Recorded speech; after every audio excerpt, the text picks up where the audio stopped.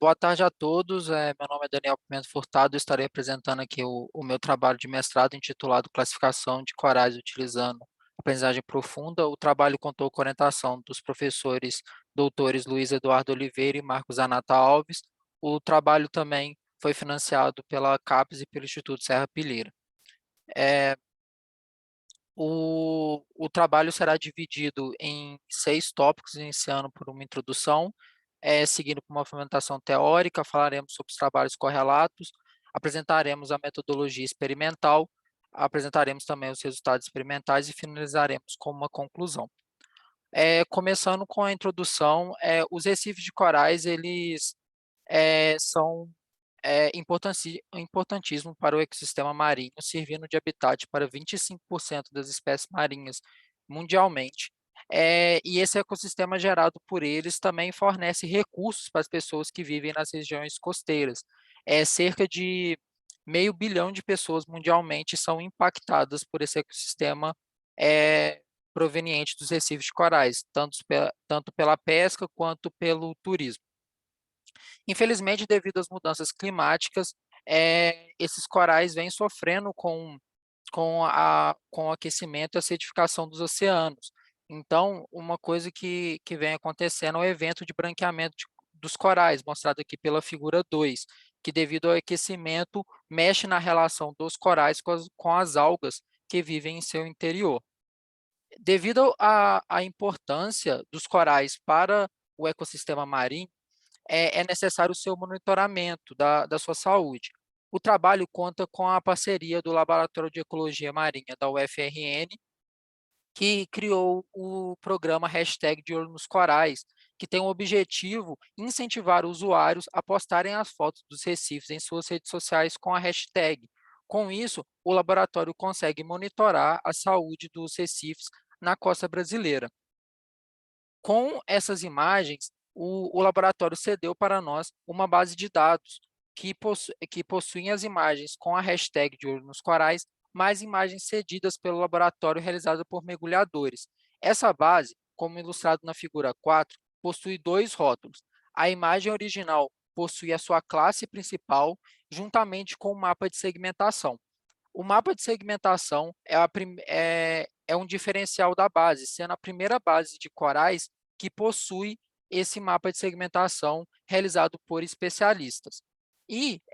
Esse mapa de segmentação abre portas para essas imagens serem utilizadas em diversas tarefas de visão computacional, por exemplo, a segmentação semântica, a segmentação instanciada e a localização de objetos. A base foi rotulada com os corais segundo as suas espécies, mas esses mapas de segmentação podem ser modificados para os seus rótulos binários.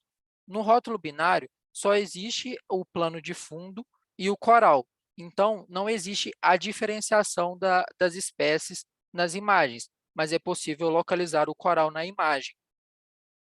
Também pode-se utilizar o mapa de segmentação para se extrair subimagens dessas imagens inteiras, pois as imagens podem conter um ou mais corais. Então, aí na figura 7 temos um exemplo dessa extração dessas subimagens.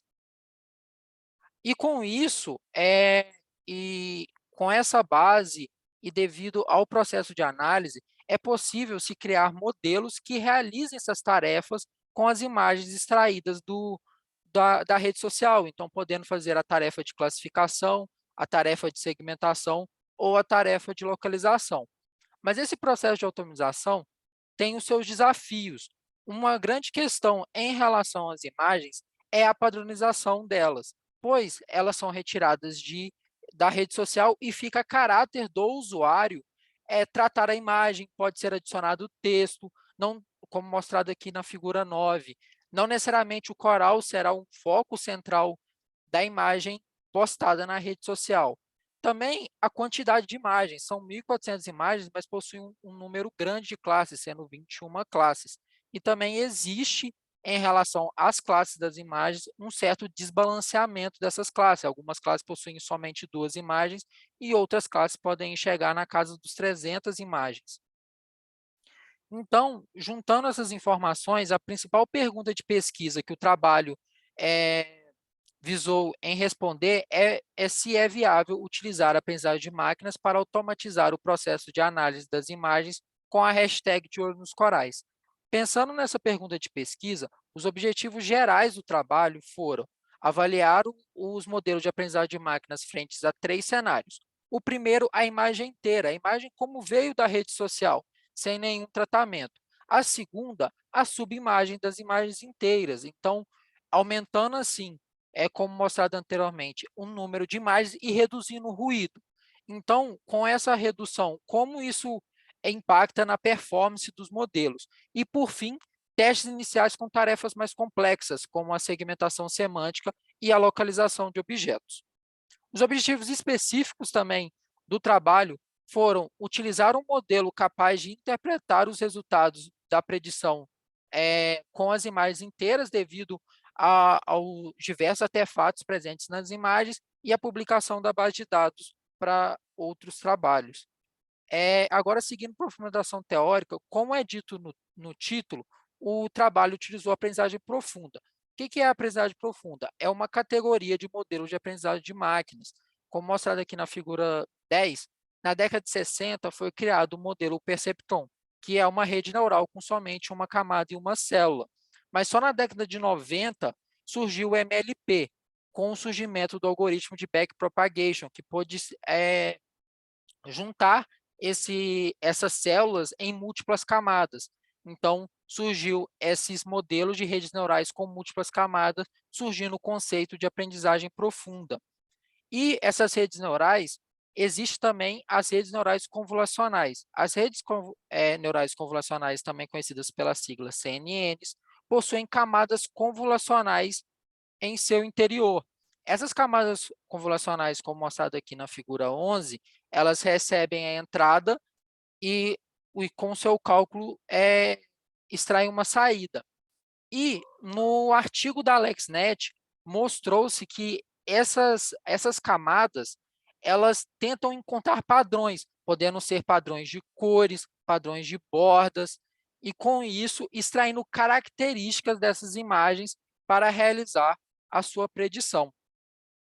E esses modelos fizeram com que, na última década, as tarefas de visão computacional melhorassem muito. Então, por exemplo, na figura 13 é mostrada a evolução da acurácia na ImagenNet, dos anos de 2011 a 2022. A ImagenNet é uma das principais bases para classificações de imagens, com 1,2 milhões de imagens e 1.000 classes.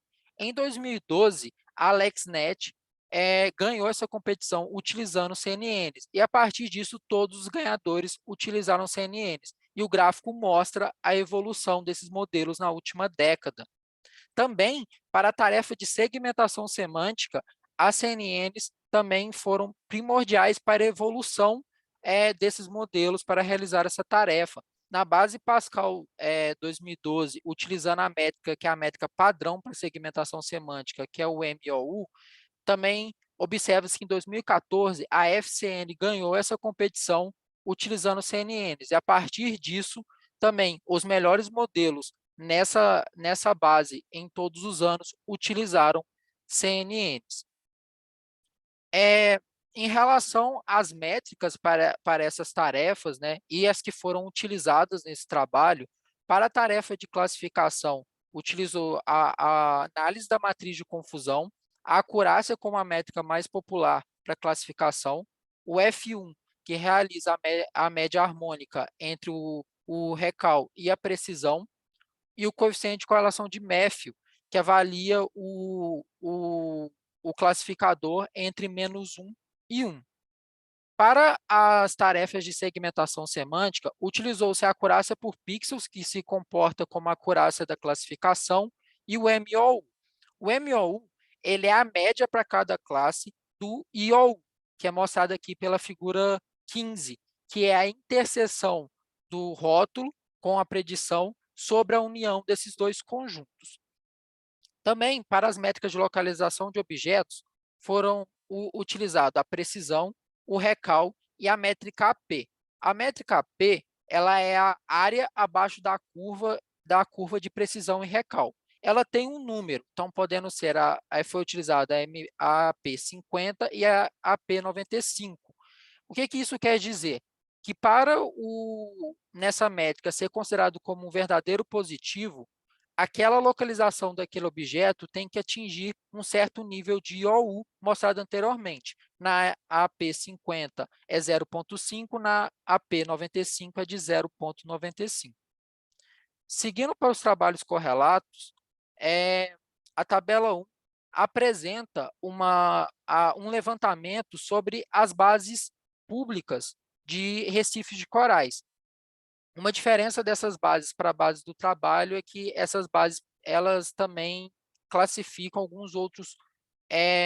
outras classes que aparecem no ecossistema de corais, como areia, algumas algas. Então, fica esse detalhe.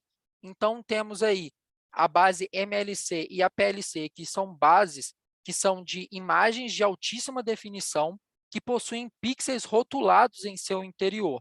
E bases como a base ELAT, a ELAT2 e a RSMAS, que são imagens com uma resolução pré-definida. Falando sobre a base MLC e PLC, que são bases de dados focadas em anotação, a imagem 17, ela mostra aí a imagem completa, né, de altíssima resolução, que possuem 200 pixels rotulados em seu interior. A imagem B é uma subimagem dessa imagem inteira, como essa base ela é normalmente utilizada. Nesse caso, a imagem B foi utilizada numa resolução de 224 por 224, centrada naquele pixel rotulado. Essas bases também foram utilizadas para se treinar modelos de aprendizado de máquinas. A tabela 2 apresenta o estado da arte, os modelos que atingiram os melhores resultados para essas bases públicas. A base MLC, ela existe dois casos, uma utilizando somente a base MLC 2018, 2008, que é a base maior daqueles anos de 2008, 2009 e 2010, e a base MLC, que utiliza a base 2008 e 2009 para treinamento e a base de 2010 para teste. Também a base ELAT e a RSMAS. Esses trabalhos utilizaram os seguintes classificadores. Shiravund e colaboradores utilizaram o classificador PWMD, juntamente com o algoritmo CLANS para o aperfeiçoamento da imagem, e os algoritmos CLBP e GLICM para a extração das características dessa imagem. Xu e colaboradores utilizaram a DenseNet 121 pré-treinada na ImagenNet e Lumine e colaboradores utilizaram o Ensemble entre 11 CNNs. Para as tarefas de segmentação semântica, foi falado que essa é a primeira base que possui os mapas reais, mas alguns trabalhos utilizaram a aproximação dessas anotações que existem nas imagens para se gerar os mapas de segmentação a fim de realizar essa tarefa. Alonso e colaboradores utilizaram dois algoritmos para aproximar esses pixels rotulados e reporta um resultado de 0,89 de acurácia por pixel utilizando a SegNet. Nesse caso, nesse trabalho foi utilizado os rótulos binários. King e colaboradores utilizaram uma base não pública para segmentar os corais, também utilizando a aproximação para gerar os mapas.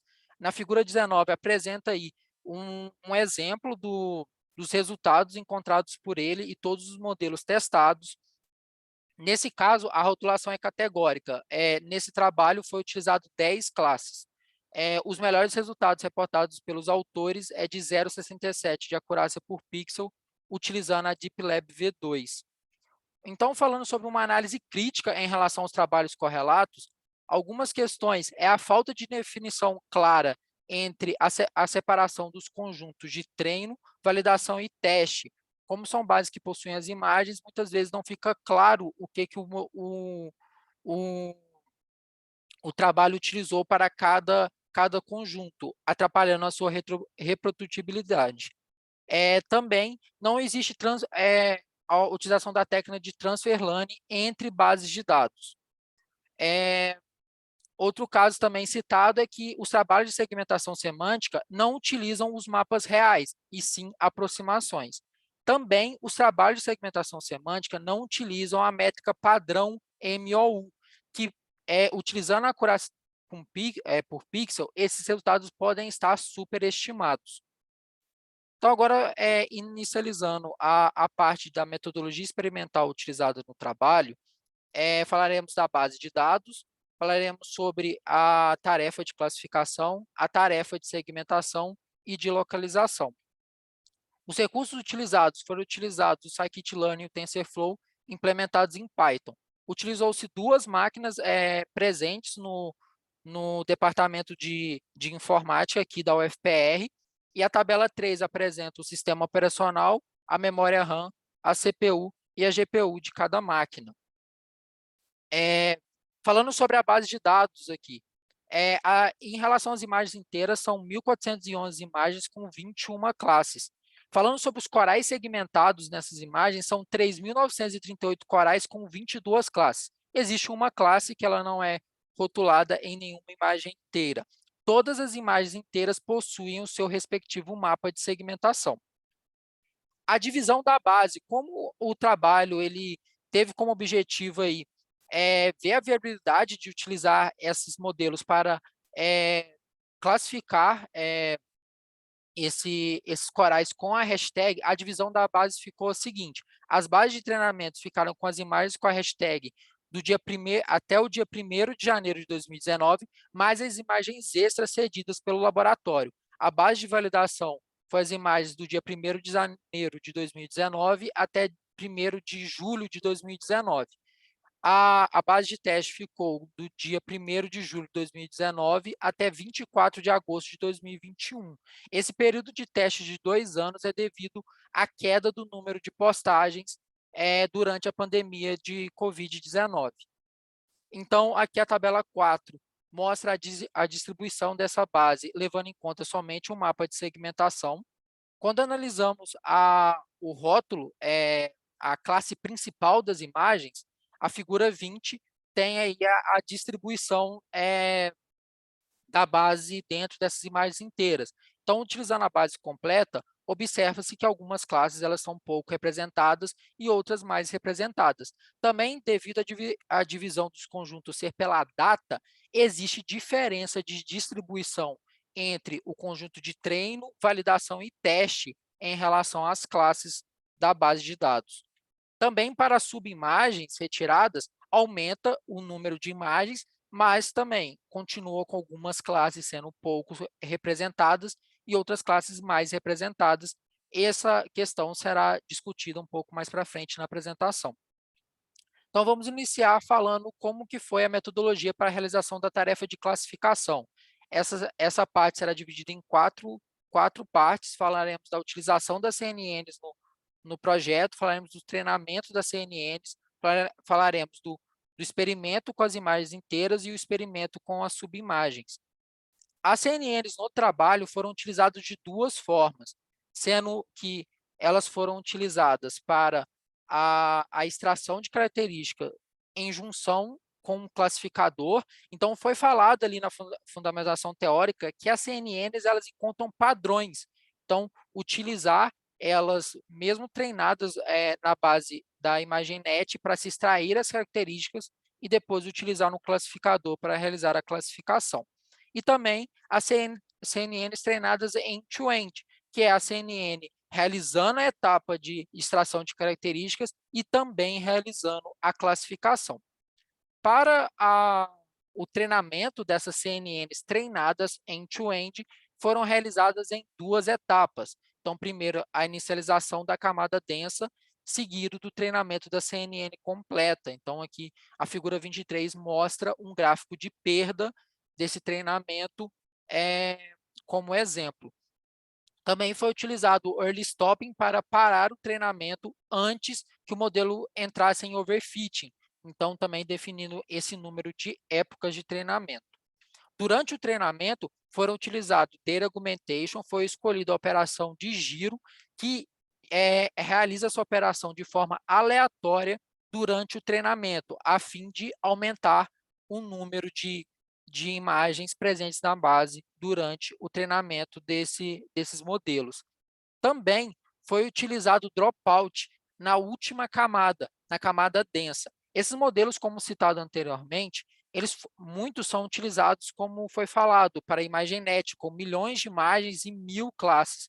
Então, o dropout é um regularizador, que ele pega aí essa última camada densa, então, assim, mostrando aqui na figura 25, temos o MLP, um MLP com dropout. O dropout aleatoriamente desliga algumas células durante o treinamento, e o objetivo disso é fazer com que o modelo não se apegue a determinadas características, gerando, então, um overfitting do modelo sobre aquela característica. E também um ponto falado sobre os trabalhos correlatos é que esses modelos de aprendizado de máquinas não utilizam a metodologia de transfer learning entre bases de corais. Em alguns casos, eles utilizam a configuração 1, a configuração padrão, que utiliza os pesos pré-treinados da ImagenNet, mas também é possível utilizar ele juntamente com outras bases. Então, no projeto utilizou para essas CNNs a base PLC como intermediária.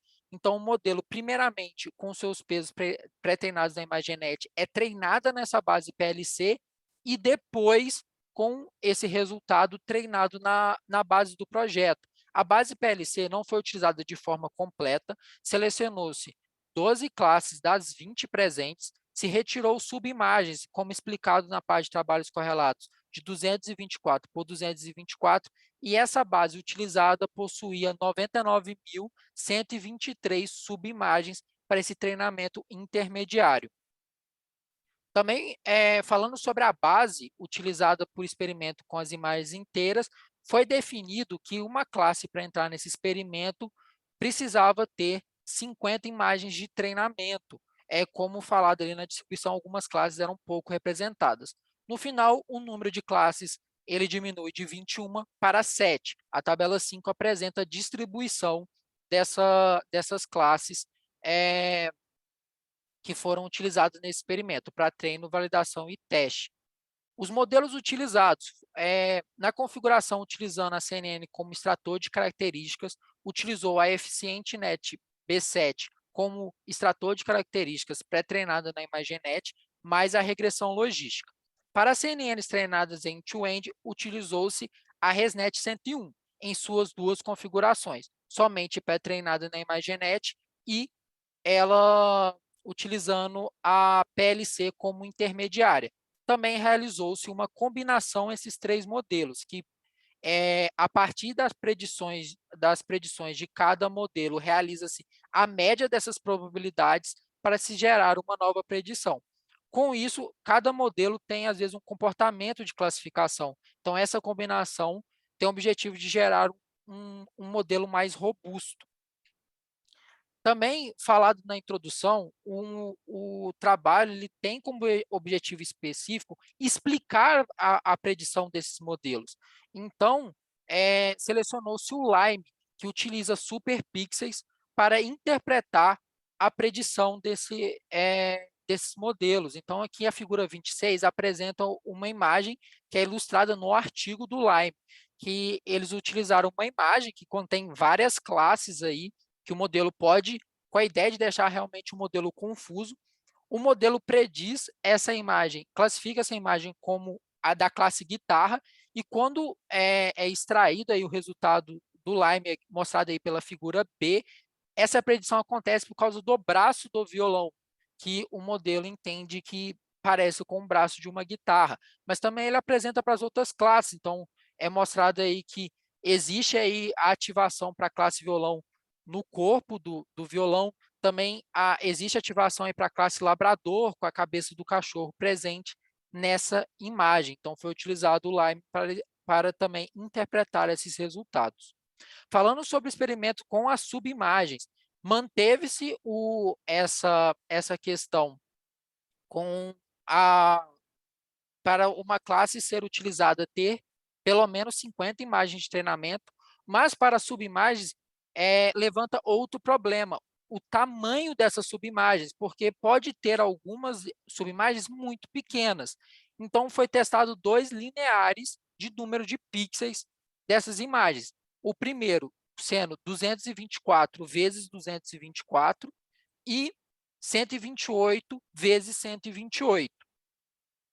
Aqui na tabela 6 apresenta a distribuição da base com o limiar de 224 vezes 224. Nesse caso, em comparação com as imagens inteiras, o número de imagens sobe, também o número de classes que foram possíveis de ser utilizadas também sobe, de 7 para 8.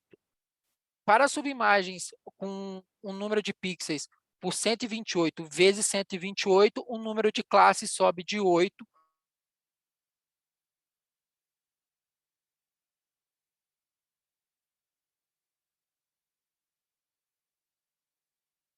um limiar menor. Os modelos utilizados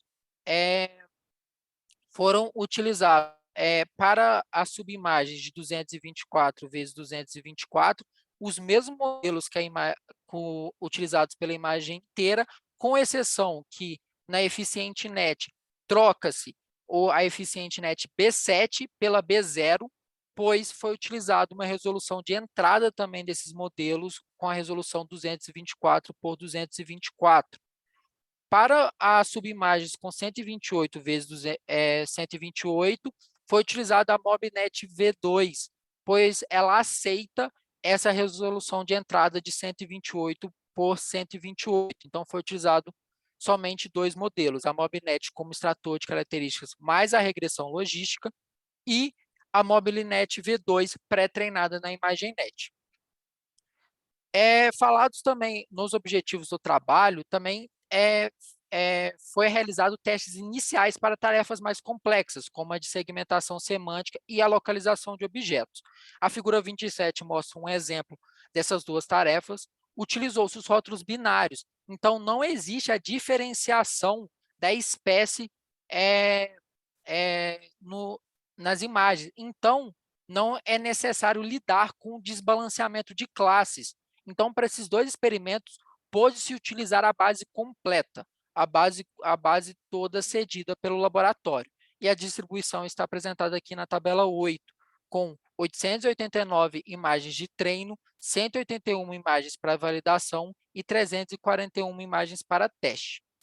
Os modelos utilizados foram a UNet, com seu encoder utilizando a Pixel-to-Pix, e para localização de objetos foi utilizado a Iolo V5. Então, agora seguindo para os resultados experimentais, a tabela 9 apresenta aí os resultados dos modelos para a classificação das imagens inteiras nas bases de validação e nas bases de testes. Estão destacados os melhores resultados em cada métrica específica, em cada conjunto da base de dados. Então, aí fica o destaque para o modelo que utiliza a EficienteNet mais a regressão logística, e mostra também que a combinação desses 3 modelos, em alguns casos, em algumas métricas também, melhorou os resultados em alguns pontos percentuais. Um caso também que acontece nas imagens inteiras é a queda de desempenho entre a base de validação e a base de teste, mostrando que o modelo teve uma certa dificuldade de generalizar bem essa tarefa. Quando analisado a matriz de confusão aqui do modelo com a EficienteNet B7 mais a regressão logística para a base de teste, mostra que o modelo, em algumas classes, ele se comporta bem, mas em algumas classes aí você encontra esse resultado perto aí de 0,56 para 2 classes do problema. E agora seguindo para os resultados do Lime, então, a fim de interpretar esses resultados, foi utilizado 3 imagens. Uma imagem é de uma classe que o modelo ele prediz bem os resultados, a imagem B é de uma classe que o modelo teve dificuldade, e a imagem C é uma imagem que não possui nem o coral centralizado na imagem e existe a presença de textos. Então, falando da figura A, uma figura que o modelo teve facilidade de realizar as suas predições. claramente eles têm essa facilidade, então mostrando aí a classe 1 é a classe com maior probabilidade predita pelo modelo, e a classe 2 é a segunda mais predita, a segunda mais provável. Então aí mostra que os 3 modelos têm quase próximo de 1 em probabilidade para essa classe desse coral, mostrando que para essa classe o modelo tem realmente uma facilidade para fazer suas predições. Analisando os resultados do Lime para essa classe mais provável, mostra que os modelos eles olham aí para as características do coral nessa imagem para realizar suas predições, tendo que as ResNets elas interagem com outros pontos da imagem, como ali o solo na parte inferior. Seguindo para a figura B, uma figura que uma imagem que os modelos tiveram dificuldade, os 3 modelos predizem incorretamente essa imagem, prediz a mesma classe, mas de forma incorreta. Somente um destaque que o modelo que utiliza a EficientNet mais a regressão logística, ela prediz a classe correta com até uma boa probabilidade aí de 0,45, e as outras isso não acontece. Quando analisado aí os resultados do Lime, existem alguns pontos interessantes. Então, estamos analisando a classe mais provável, a classe incorreta, mas o modelo ele utiliza aí o coral para realizar essas predições. Um ponto interessante, comparando a figura A e a figura B, é como os modelos eles interpretam de forma diferente alguns aspectos da imagem. Na parte inferior, existe essa parte verde, onde o modelo da figura A ele demonstra que essa região diminui a probabilidade de ser essa classe, e na figura B aumenta. Um ponto também interessante é que a ResNet treinada na base PLC, ela quase que segmenta o coral presente na imagem. Então, tipo, bem focalizado no coral presente na imagem para realizar sua predição, mesmo sendo uma predição incorreta. Agora, seguindo para a figura C, a figura que não existe aí o coral centralizado, existe texto, realmente é uma figura que os modelos eles possuem uma certa dificuldade para predizer. Então, aí temos resultados não agora com 0,99 de probabilidade. Também é outra imagem que o modelo ele prediz incorretamente para a sua classe. Também, novamente, 2 modelos têm a classe correta como a segunda mais provável. Então, analisando os resultados do Lime, mostra que os modelos eles realmente interagem com o texto presente nessas imagens, gerando essa confusão. Então, aí a parte azul do texto embaixo, os modelos eles interagem com ele. Um ponto interessante na figura A e na figura C, que eles interagem com o símbolo do programa, que é um ponto interessante, e também com os textos presentes. A ResNet 101, treinada na base PLC, ela até interage com os corais ali, mostrado de forma esparsa na imagem. Quando também é analisada a classe 2, a segunda classe mais provável, se mantém essa interação com as caixas de texto. Então, mostrando que esses artefatos presentes na imagem podem sim confundir o modelo e gerar predições incorretas. Então, para predições mais confiáveis, é necessário um tratamento em relação a esses textos presentes nas imagens. Quando analisando os experimentos com as subimagens, então, começando com a subimagem 224 vezes 224, novamente, temos o mesmo padrão das imagens inteiras. Um melhor desempenho para os modelos que utilizam a EficientNet mais a regressão logística, e a combinação ali na base de validação, aumentando, sim, os resultados encontrados. Um ponto interessante é que, analisando todas as métricas, existe aí um, não existe uma discrepância como foi encontrado nas imagens inteiras, mostrando então que o aumento do número de imagens mais a redução de ruídos aumenta sim a generalização desses modelos para suas predições. Um ponto a se destacar é a comparação das duas ResNets.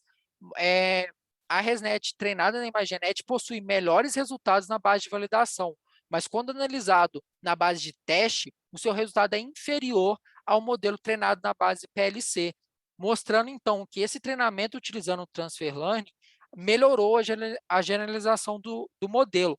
O modelo treinado na base PLC obtém nas métricas acurácia e F1 resultados melhores na base de teste. Esses resultados são condizentes, porque, como mostrado anteriormente, essa base foi extraída utilizando subimagens. Então, é uma tarefa mais próxima do que o modelo viu,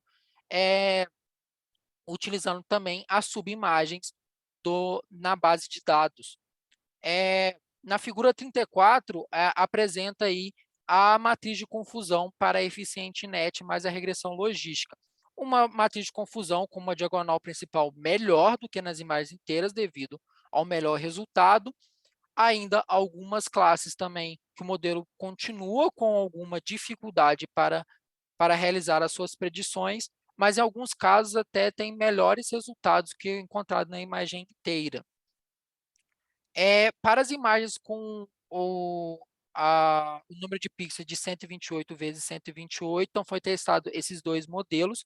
Aqui, nesse caso, a CNN treinada end-to-end, ela ganha por uma leve margem. O desempenho, no geral, em comparação aos resultados com as subimagens maiores, é inferior, mostrando que utilizar essa resolução de entrada muito baixa ou essas imagens com uma resolução também baixa pode trazer imagens que são ou muito difíceis de prever ou que não tem tanta informação relevante. Quando analisando a matriz de confusão da MobileNet, mostra que, para esse experimento, o modelo teve clara dificuldade para 4 classes desse experimento, com desempenho inferior a 50% de taxa de acerto. Falando agora da segmentação semântica, esse teste inicial que também foi proposto aqui no projeto. Analisando aqui a UNet e as métricas acurácia por pixel e MOU, mostra aqui, então, a diferença das duas métricas, como citado anteriormente. Os trabalhos que utilizaram a segmentação semântica não utilizaram a métrica de MOU, que, então, utilizar a acurácia por pixel pode, sim, superestimar os valores encontrados. Então, aí temos essa diferença. Também aqui na figura 36 mostramos 3 exemplos de predição do modelo para a base de teste. Mostra, então, que o modelo ele não consegue localizar todos os corais, tem algumas dificuldades, por exemplo, aí na segunda figura de cima para baixo, mas olha, na primeira figura ele consegue aí localizar esse coral na parte inferior da imagem. Na quarta figura de cima para baixo, mostra que o modelo também contorna os peixes presentes nessas imagens, que é uma coisa que é bem interessante do modelo ser capaz de fazer. Para a localização de objetos, foi utilizado a IOLO. Nesse caso, a IOLO ela teve problema de overfitting, ela tem uma diferença de resultados significativa entre a base de validação e a base de teste.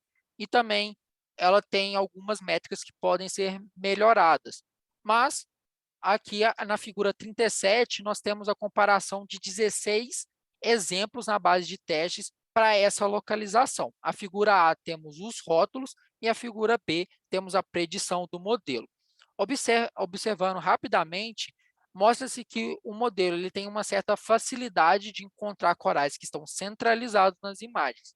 Mas para alguns corais que estão no fundo ou são corais que são menores, o modelo ele tem aí uma certa dificuldade de localizar ele na imagem. Também um ponto de detalhe que não foi essa rotulação a rotulação nativa da base. Essas caixas foram extraídas do mapa de segmentação, podendo ser revisitados para que gerem, às vezes, um rótulo que facilite o modelo. Às vezes, alguns corais muito pequenos em conjunto podem ser agrupados em uma caixa somente para essa tarefa. Então, chegando para a conclusão do trabalho, foi possível, então, de criar essa base de dados com uma definição clara entre o conjunto de treino, validação e teste. O link apresentado é um link temporário que será mudado para a versão final.